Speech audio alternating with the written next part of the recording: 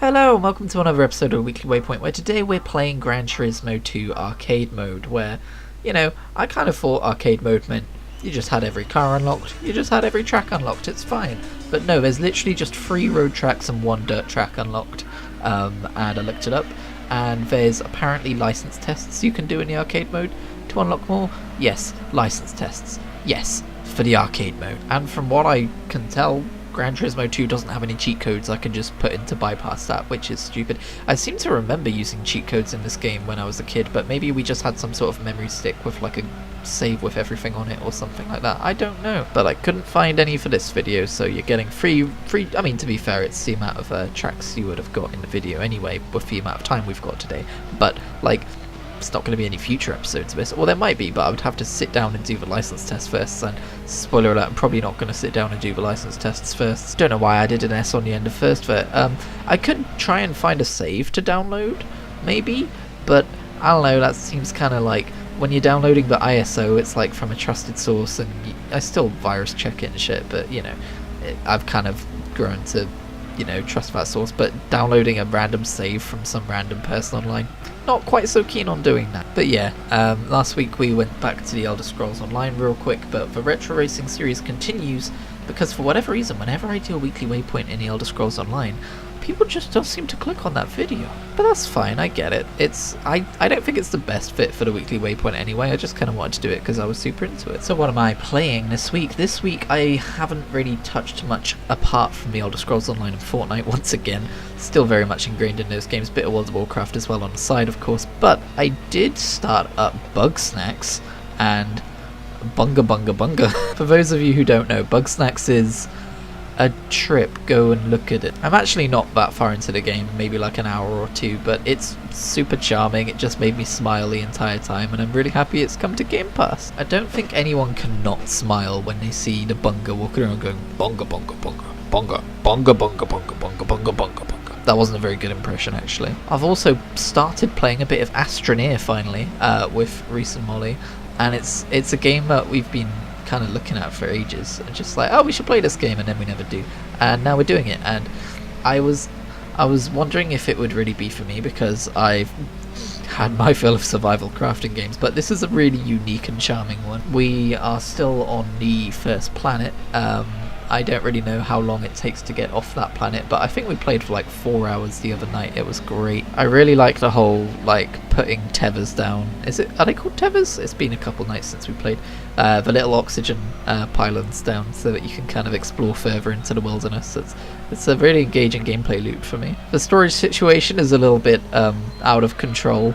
We got given 1 storage unit through questing that can hold 8 different things, and we've got about 30 or 40 different things just littered around the place. It's a mess, but it's good fun, and I like being a little cute astronaut looking dude who's going ooh, making little Fall Guy noises, probably before Fall Guys was a thing. Remember Fall Guys? I think for the bulk of this episode of A Weekly Waypoint, what I want to talk about is not a purchase that I've made, but a purchase that I'm considering making. And if anyone's been following this series over the years, they'll know I like VR. I think there's an old episode of A Weekly Waypoint called I Bought Expensive Cardboard, where I first get Labo VR, which was of course the gateway drug to me getting PlayStation VR, I think not too long later. If I remember right, PSVR was like on a really deep sale for its kind in my shop. I think it was like less than £200 at the time, and I was like, colleague discount on top of that, snatched that up. And I have had a lot of fun with my PlayStation VR, but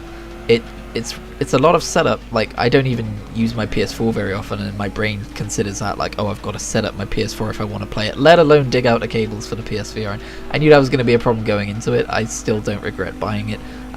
But what I'm looking into is the Meta Quest 2, because my birthday's coming up and I like to treat myself to nice things sometimes. The thing I think that appeals to me most about the Meta Quest 2 is the idea that it's its own thing. I mean, you can connect it to the PC, which is also a brilliant thing, but it doesn't really require any setup. It can just like be in its own place, and then you just like charge it, put it on, and fucking use it like wirelessly, and it's so good. Or I'm assuming it's so good. Obviously I don't have one, I've never seen one in real life, I've never used one, but I'm also under the impression that it's like leaps and bounds above what the PSVR is capable of in terms of like getting rid of a screen door effect and enhancing the resolution quality and stuff like that. Obviously the biggest con is EUL Meta, EUL Facebook, but apparently they're removing the need to have a Facebook login, so it kind of detaches it from all of that nonsense. Obviously you're still giving them as a company money, but I've kind of come to the conclusion in the last few years of my life that, like, while it's important to shop as ethically as possible and be aware of these things and try and have a positive impact on the world and support smaller stuff and things like that, it's also like starving a billionaire of one purchase I'm not even going to notice versus starving myself of something I'm going to enjoy. You kind of need to strike that balance too. Obviously the privacy and data and stuff is all very concerning, but if they're removing the need to have a Facebook account, it sounds like they're moving away from that, right? And I don't know, like, worst comes to the worst, you probably hack your Quest, right? I don't know, I've never hacked anything. I'm a very vanilla kind of dude, I've never put homebrew on anything, but I don't know, there's probably ways of doing it, or if there's not now, there will be in the future, so if they get really shitty about it, then fuck them, I can just do something else with it. Or maybe since you can play Steam games on it anyway, you might not even need to, well, I mean, I guess that's probably part of the controversy, is that you do need to have a Facebook account, but, you know, there's that whole bundle of thoughts. The biggest limiters when using the PlayStation VR was, like, as much as I didn't think it would be as big of a deal as everyone made it out to be, the cord around the back really, like, does kind of, like, you're constantly nearly tripping over it and stuff, and, like, you need to be facing the PlayStation camera, so it's not fully, like, 360 degrees. Like, if you turn around, you suddenly notice that you're desyncing a lot more, and you lift your visor up and you're like, oh right, I've turned around. Now this whole MetaQuest purchase isn't 100% a done deal yet. I'm gonna probably hold off for at least a month. I mean, it's my birthday next month, right? But I'm not just gonna arbitrarily hold off for that reason. There's other reasons too. But again, there's a few drawbacks I've been considering. Like, I don't have a whole lot of space to swing my arms around, stuff like that. I've looked up lists of the best MetaQuest games out there, and I've not been overly impressed by any of them, and I know there's a difference between watching it in 2D on a screen versus actually being there. I know that gameplay is dramatically enhanced just by being inside a VR game, and that it looks dull when you're not inside the VR. I know, I've had a PSVR, I've experienced that for myself, so I still understand what I'm getting into here, and I still understand that I'm not getting the full story when I'm previewing these games in YouTube videos, but I don't know.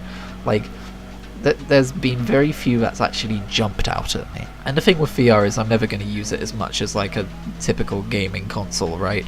Like, for one thing, the battery life is apparently only like 3.5 hours long, and I don't think you can plug it in and play it quite like that. If you can, that would be delightful, but I don't think that's how that works. Another drawback regarding gameplay is that none of my friends will have an Oculus Quest. I keep calling it the Oculus Quest, and I don't care because Meta's a dumb name. Yeah, none of my friends have it, and, like, some of the coolest looking games on there are like, oh, it's like this multiplayer game, like Demio, for example. It's like, oh, it's this tabletop experience where it feels like your friend's really there next to you, and I'm like, right, but I mean, I know you can get people to play Demio on PC, but it's not quite going to be as thrilling of an experience for them, right, in 2D mode. I mean, I had this issue when I got the Switch. I was a fairly early adopter of the Switch, and it was a long time before any of my other friends really started getting Switches, and there were, like, lots of little multiplayer games that I was like, I can't really play this with anyone. I know there's, like, an MMO that apparently people really enjoy, and there's games that match you up with other players, but I don't know how, on the socially awkward hierarchy of how I'm gonna feel about those things. Wow, I structured that sentence terribly, but I think you get the point. Like, as someone who doesn't, for instance, enter public lobbies of Among Us with voice chat and start talking to random strangers over voice chat. I don't know if that's a thing people do, but as an example, I don't do that kind of thing. I could see myself maybe finding a really nice guild in a game and feeling comfortable talking and hanging out with them, but, like, those are few and far between when they've happened. Hell, the World of Warcraft guild I've been in for like 4 years now, I think I've been in voice chat a grand total of like 2 times. But I don't know, in terms of like what I want out of it, what I'm excited for, I just love the idea of having this headset I can put on fairly simply, fairly easily whenever, and just having, like, I know you can have like a kind of virtual home desktop, which looks really fucking cool. It doesn't seem like there's a lot really you can do with it. I think I heard that you can customize it. Again, I still have a lot of researching to do about this product, right? But just like having this home desktop where you can launch into these different games or apps, or like one of the biggest things I've wanted to do with this for a while is Google Earth, and from what I've heard, you can't access Google Earth on an Oculus Quest, which is a shame, but apparently there's like an equivalent, so whatever, hopefully it's as good. And I don't know why you wouldn't be able to access Google Earth VR, since you can link your VR up to your PC and assumedly download it there, but apparently you can't, so I'm just going to believe that you can't. But Google Earth in VR is one of the best examples of a kind of thing I'm interested in doing in VR. It's not necessarily gaming, it's like exploring and seeing things from new perspectives, and like 3D paint applications where you literally draw in the air around you and move it around in front of you and stuff like that. I'm never going to draw a fucking masterpiece, but like let me browse other people's creations and see if they've created like entire streets worth of stuff, you know, that kind of thing. Is Minecraft in VR available on Oculus? Because I know there is Minecraft on PSVR, and that didn't really impress me that much. I feel like you could do good things with Minecraft in VR. I think when VR started, like 5 years ago, really coming out and hitting the scene, people were like, oh, is this going to be like the future of gaming? And I think, no, it isn't. People keep seeing that it's not becoming the future of gaming and going, oh, VR is dying and all this, but like, it's clearly not. It's always been its own thing. It's always been its own platform, which it has gaming as part of it, but it's not the entire experience. And while I have many doubts about the whole metaverse narrative that's already died down from what I've seen, there is a part of me that is legitimately excited for what it could be. And I know it inevitably won't be all of those cool things, but like, I don't know, man. I don't know how many ways I can say it. I just want a fucking VR headset. It looks cool as fuck. And the problem with PSVR 1 in that particular respect as well is it's very tied down to the Sony store and what's on there, on the PSN even. And like, that's all just kind of games. And it hasn't got like the ability to plug into your PC and access what's on Steam and stuff like that, you know? Now, if anyone who has a Quest is watching this and is going, you have a complete wrong idea, the Quest is nowhere near that open and that's part of a whole Facebook controversy, then yeah, okay, maybe let me know, but again, that sounds like that's changing. So yeah, those are some things I'm still mulling over. I don't know if it's kind of weird to have a video where the prime focus is, I'm debating on whether to buy this. Not debating, that was the wrong word. You know what I mean? As opposed to like, I bought this and here are my thoughts. But I don't know, some of us are poorer than other people and they can't just go out and buy things and then make videos about them. They have to stop and ruminate about these things first. I just want to live in the fucking virtual future where everything's fucking the Futurama episode of the internet without all of the horrible advertisement stuff. It's going to be worse than it was in Futurama though with the advertisement stuff. They're definitely going to find a way to inject it into your dreams, but also everywhere else too. Like, I would literally just be down for an application that lets me exist in a virtual space that I can heavily customize in terms of like a house or whatever. Don't monetize it though, please. And like, just have screens everywhere of, over here's my Twitter screen so I can browse that, and over there is YouTube where I can watch, and like literally just have like a browser that's a house. The closest thing you could get to that on PSVR was a free application where you could go to the beach and have a Twitter scrolling feed that was very minimal and weird. And you might be thinking like, Christian, with that kind of money, if you've got that saved for an Oculus Quest, you could spend it mostly on a PS5 instead.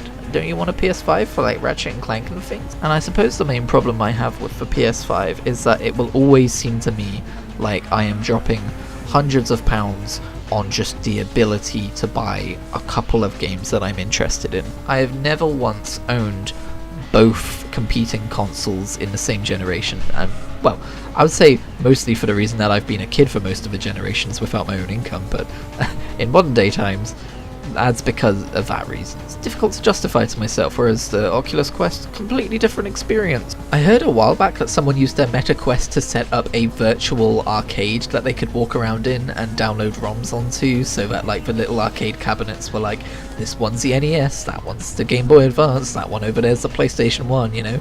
And obviously, while it wouldn't be the most ideal way of viewing these games, because, you know, it's not a 2D screen and you'll be in a 3D VR space and it's kind of like a screen within a screen, I don't think you actually really care about that when you're in VR. What you care about is the immersive experience of, look at me, I'm in a retro arcade with all my favourite old games in it. So yeah, I don't know how long that would take to set up, or if that was hacked instead of like actually done with a native software or whatever, but that sounds fun too. See, I've just got like an entire list of things I want to do. Oh, and real quick at the end of the video, here's a list of Steam games I own which happen to have VR support that I could use. Ballistic NG, Blaze Rush, Distance, Everspace, Legend of Dungeon, Megaton Rainfall, Meltdown, Mini Motor Racing X, which for some reason was listed at the top of racing games in a list I saw, Mountain, No Man's Sky, Cuba 1, the Atlas Cube, Race the Sun, Race Room Racing Experience, Scanner Sombra, Sega Mega Drive and Genesis Classics, Subnautica, Tabletop Simulator, holy shit, Trackmania 2, Canyon Stadium and Valley, holy shit, and then Steam 360 Video Player and Steam VR are things which are just native to Steam, I guess. So I've got those waiting for me. So yeah, I want VR, that's for video. Thank you very much for putting up with me. Sorry if I've made you want VR too. I will see you in the next one.